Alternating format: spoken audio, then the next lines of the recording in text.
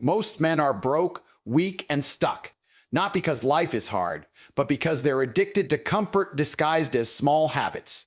You think your little routines don't matter? That skipping one workout, wasting 1 hour, delaying one decision is harmless. That's exactly why you're average. You don't fail in one dramatic moment. You decay quietly, one weak choice at a time. And by the time you notice, your life is already owned by someone more disciplined than you. Let me break something down that most people are too mentally soft to even grasp. Speaking in tongues isn't some mystical nonsense. It's what happens when your internal language changes. When your mind stops speaking the weak, emotional, excuse-filled garbage you've been feeding it your whole life and starts operating on a different frequency. Power, precision, control. That's a language. And most of you don't speak it. You speak hesitation. You speak laziness. You speak fear. Every small habit you repeat is a word in that language. Every action you take is a sentence. And over time, you're writing a story about who you are. Right now, most of you are writing a pathetic one. You wake up late, scroll like a zombie, avoid discomfort, and then wonder why you feel powerless. That's not bad luck. That's your language. That's what you've trained your mind to understand. High-level men don't negotiate with themselves. They don't wake up and ask how they feel. They've already decided who they are. Their habits are locked in, non-negotiable, ruthless. When they act, it's automatic. That's what real speaking in tongues looks like. Your identity becomes so solid, so dominant, that your actions don't require motivation anymore. You've rewired your mind to operate like a machine. And here's the brutal truth you don't want to hear. You don't have a motivation problem. You have a standards problem. Your habits are low because your identity is weak. You still see yourself as someone who tries instead of someone who executes. That's why you keep restarting. That's why you keep failing. You're playing the role of a disciplined man without actually becoming one. Small habits are not small. They're votes. Every single one is a vote for the man you're becoming. Skip the gym? Vote for weakness. Eat garbage? Vote for lack of control. Waste time? Vote for mediocrity. Stack enough of those votes and congratulations, you've built a weak identity that's nearly impossible to break. But flip it and everything changes. You start waking up early, even when it hurts. You train when you don't feel like it. You execute when your brain begs you to quit. Now you're speaking a different language. Now your mind understands dominance. Now your identity starts shifting. Not overnight, but permanently. This is where most men fail. They want big results without becoming a different person. That's delusion. You don't get power by wishing for it. You get power by becoming the kind of man who naturally produces it. And that transformation is built on small, ruthless, consistent habits stacked over time. You don't have a motivation problem, you have a discipline problem. And until you accept that, nothing changes. Most men wake up every day waiting for a feeling to carry them forward, like they're passengers in their own lives. That's the first mistake. Feelings are unstable, unreliable, and completely irrelevant when it comes to building power. If you only move when you feel like it, you've already surrendered control to something weaker than you. Look at your patterns honestly. How many times have you said, "I'll start tomorrow," or "I'm not in the mood today"? That's not harmless, thinking it's a trained behavior. You've conditioned yourself to delay action until comfort is guaranteed, and comfort never produces results. The man who wins is not the one who feels motivated. He's the one who acts, despite resistance, despite fatigue, despite doubt. That's what separates execution from fantasy. The uncomfortable truth is that hesitation is a form of weakness. Every second you spend overthinking a simple decision is a second lost to someone who already moved. High-level individuals don't sit there negotiating with their emotions. They've eliminated that conversation entirely. When it's time to act, they act. No internal debate, no emotional permission, no delay. That level of decisiveness is not talent, it's trained discipline. You've been taught to believe that motivation is the fuel for action, but that's backwards. Action creates motivation, not the other way around. Waiting to feel ready is the fastest way to stay stuck. The moment you take control and move without waiting for that emotional signal, something shifts. You start building trust in yourself. You start proving that your actions are not controlled by your moods. That's where real confidence comes from. Not from thinking, but from doing. Right now, your brain is used to winning arguments against you. It tells you to rest, and you obey. It tells you to delay, and you comply. It tells you to delay, and you comply. It tells you it's too hard, and you back off. Every time you listen, you reinforce that pattern. You're training your mind to dominate you. And then you wonder why you feel out of control. It's not complicated. You've handed over authority to your weakest impulses. The shift happens when you flip that dynamic. When your mind says stop, you go. When it says later, you act now. When it says it's uncomfortable, you lean in harder. That's how you reprogram yourself. Not through theory, not through inspiration, but through repeated, controlled action under pressure. Over time, your brain stops questioning you because it knows resistance is pointless. You've established authority. This is where most people fail. They want discipline to feel good. It doesn't. It feels sharp, demanding, and uncomfortable. But that's the cost of control. You don't get to operate at a high level while living like everyone else. The moment you decide that your actions are no longer dependent on your feelings, you step into a different category of man entirely. And understand this clearly, nobody is coming to install that discipline for you. No environment, no opportunity, no external push will fix a weak internal standard. You either build the ability to act on command, or you stay stuck reacting to whatever your emotions decide.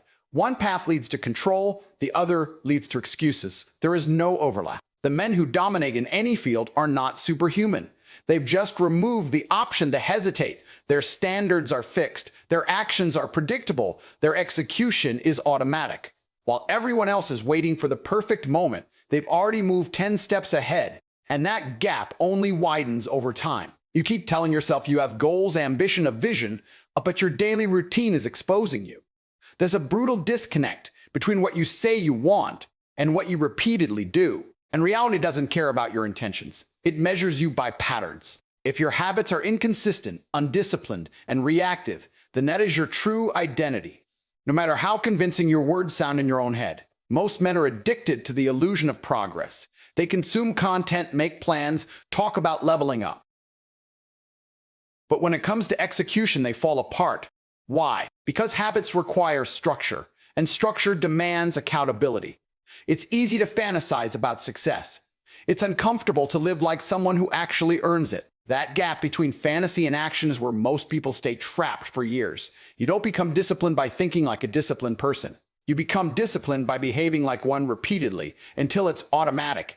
That means your mornings matter. Your routines matter. The small, boring, repetitive actions you keep avoiding are exactly what shape your identity.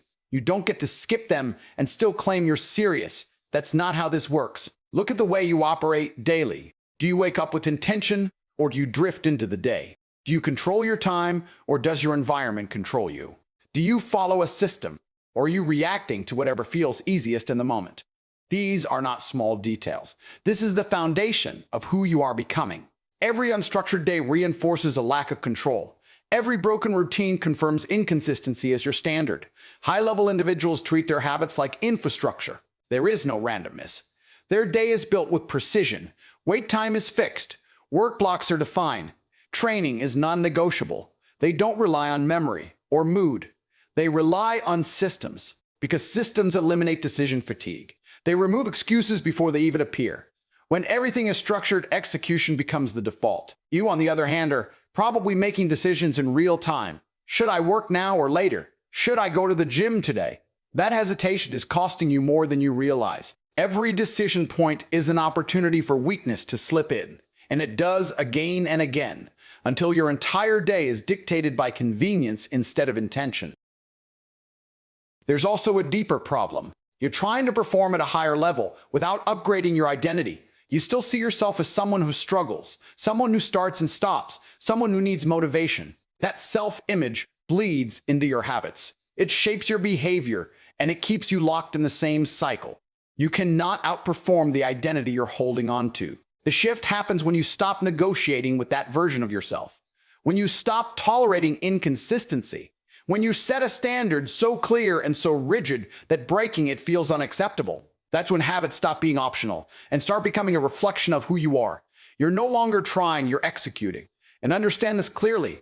Nobody respects potential. Nobody values intention. The world responds to output. Your routine is your output. It's the daily evidence of your standards. If it's weak, you're weak. If it's sharp, controlled, and consistent, then you're building something real. So the question isn't what you want to become. That's irrelevant. The real question is what your habits are proving right now. Today, without excuses, you keep underestimating the weight of a single decision because it feels insignificant in the moment. That's the trap. No one consciously chooses a weak life. They drift into it through repeated minor compromises that seem harmless at the time. One missed workout, one delayed task, one moment of indulgence that doesn't feel like failure. But stack those decisions day after day, and you've quietly constructed a version of yourself that can't be trusted to execute under pressure. Every action you take is a signal, not to the world, but to yourself. You are constantly sending messages to your own mind about who you are and what you tolerate. When you choose the easier path, you're not just saving energy, you're lowering your internal standard. You're telling yourself that discipline is optional, that comfort comes first, that effort is negotiable. That message doesn't disappear, it compounds. This is where most people get it wrong. They're waiting for a dramatic turning point, some defining moment that changes everything overnight. That moment doesn't exist. Transformation isn't explosive, it's accumulative. It's built on repetition. The man who becomes powerful didn't suddenly decide to be different one day. He made a series of controlled decisions, consistently, until they became his default behavior. The danger is that the same mechanism works in reverse. You don't need a major failure to derail your progress. You just need enough small lapses, enough moments where you choose convenience over discipline, enough instances where you avoid discomfort. Eventually, those choices stop feeling like exceptions and start becoming your identity. That's how mediocrity is formed, not through one collapse, but through thousands of quiet retreats. You have to start seeing your decisions for what they really are. They are not isolated events. They are votes. Each one contributes to the version of yourself you are building, and the system is brutally fair. It doesn't care about your intentions, your plans, or your excuses. It only counts what you repeatedly do. If most of your votes are weak, the outcome is predictable. This is why consistency is more powerful than intensity. Anyone can push hard for a day or two. Anyone can perform when they feel inspired. But very few can maintain a standard when nothing feels exciting, when progress is slow, and when no one is watching. That's where identity is forged. In the mundane, in the repetition, in the decisions that seem too small to matter but define everything. There's also a psychological shift that happens when you start taking control of these moments. You begin to build self-respect. Not the kind that comes from external validation, but the kind that comes from keeping promises to yourself. When you say you're going to do something and you follow through, especially when it's inconvenient, you strengthen that internal contract. Over time, that becomes unbreakable. But if you keep breaking it, the opposite happens. You start doubting your own word. You hesitate more. You trust yourself less. And once that trust is damaged, everything becomes harder. Execution becomes inconsistent. Confidence drops. And you end up stuck in a cycle where you want to improve but don't fully believe that you will. That's why these so-called small habits are not small at all. They are the building blocks of self-trust, discipline, and control. They determine whether you become someone who follows through or someone who constantly resets. The margin between those two outcomes is not dramatic. It's built on daily decisions that most people ignore. At a high level, success is not about doing extraordinary things occasionally. It's about refusing to make weak decisions consistently. It's about eliminating the pattern of compromise that keeps most people stuck. When you understand that every action carries weight, you stop treating your choices casually. You start moving with intention. And that's when real change begins to take shape. There is a voice in your head that's been running your life for years, and you've never questioned it.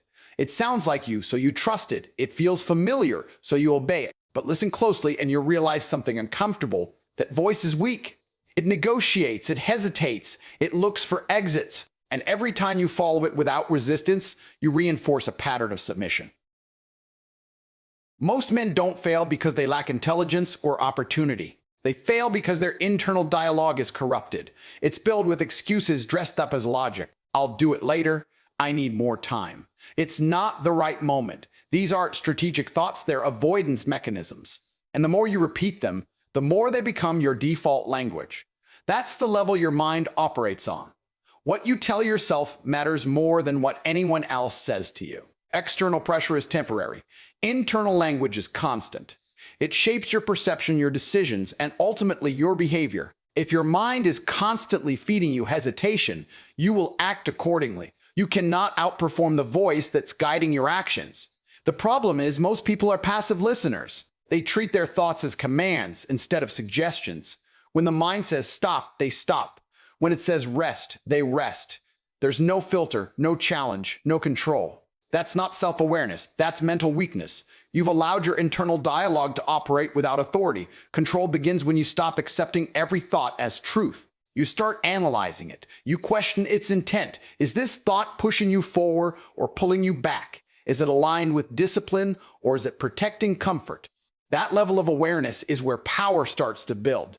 Because once you can identify weak thinking, you can replace it.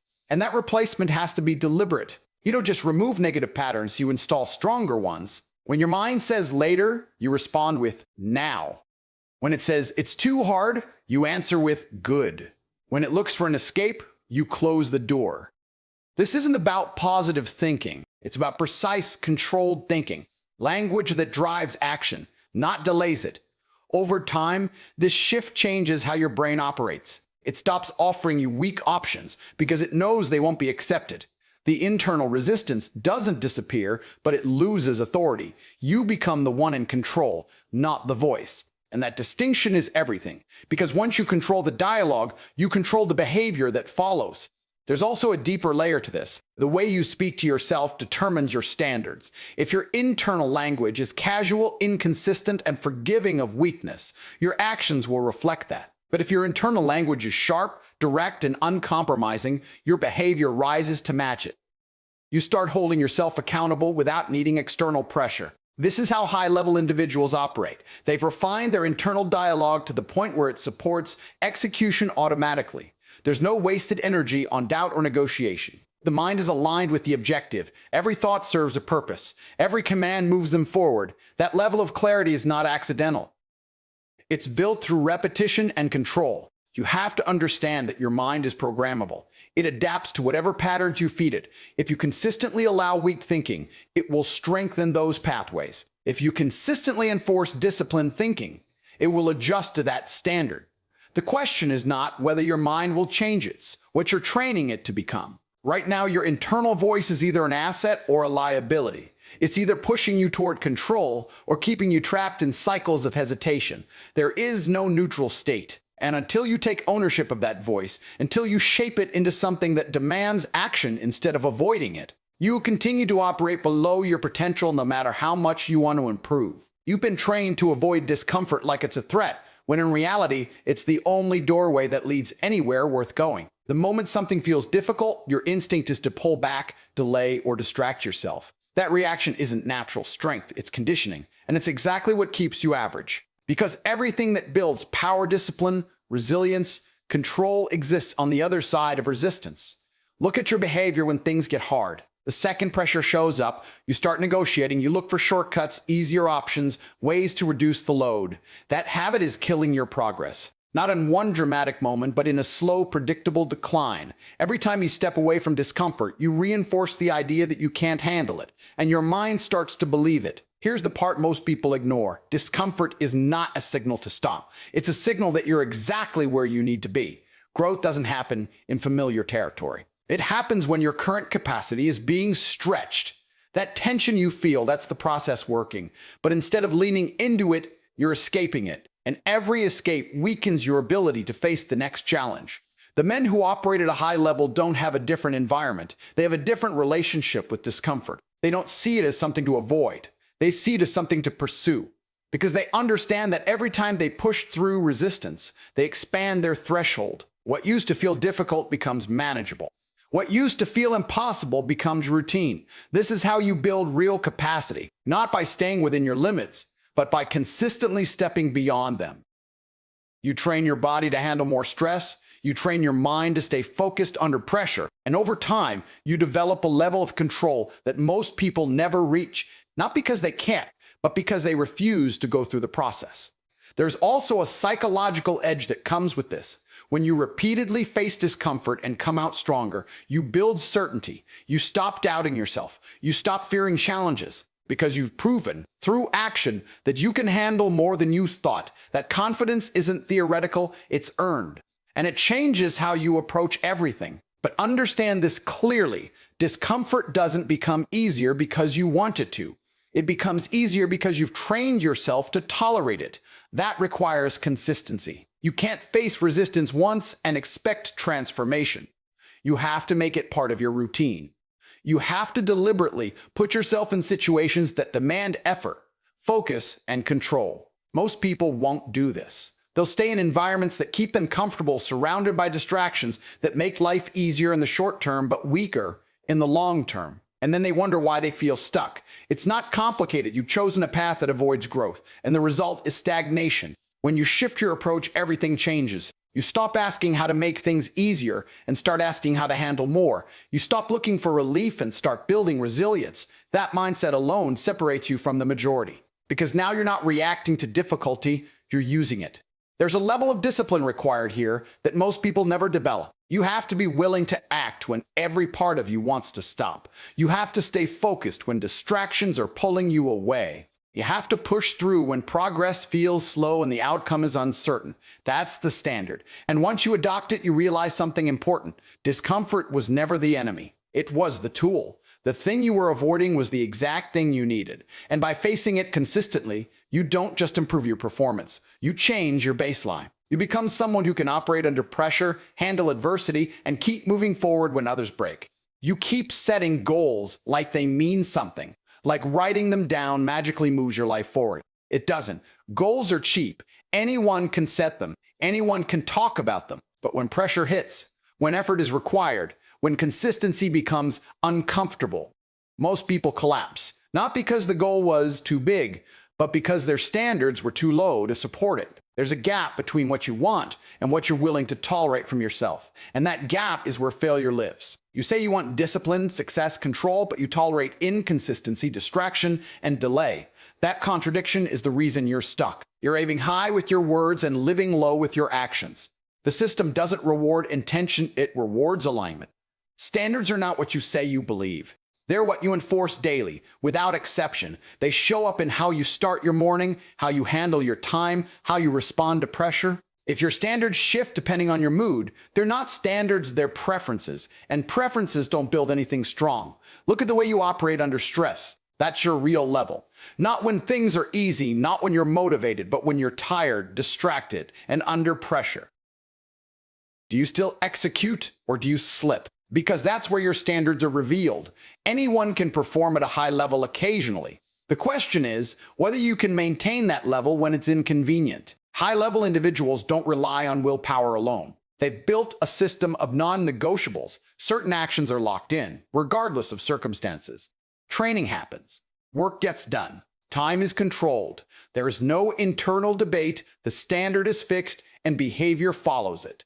That's why their performance is consistent. Not perfect, but controlled. You, on the other hand, are probably operating on flexible rules. You adjust based on how you feel, what's happening around you, how much energy you have. That flexibility feels comfortable, but it's destroying your progress because every adjustment opens the door for compromise.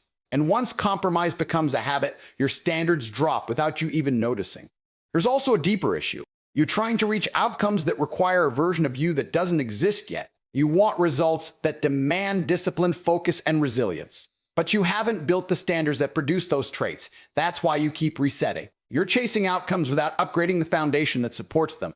The shift happens when you stop chasing results and start enforcing standards. When you decide that certain behaviors are no longer optional. You don't wake up and ask if you feel like working, you work. You don't question whether you should stay focused. You eliminate distractions. You remove choice from the equation, because choice is where weakness enters. Over time, this creates a different kind of stability. You're no longer dependent on motivation or external pressure. Your actions are driven by internal rules that don't change. That consistency builds momentum, and momentum compounds. The more you follow your standards, the easier it becomes to maintain them.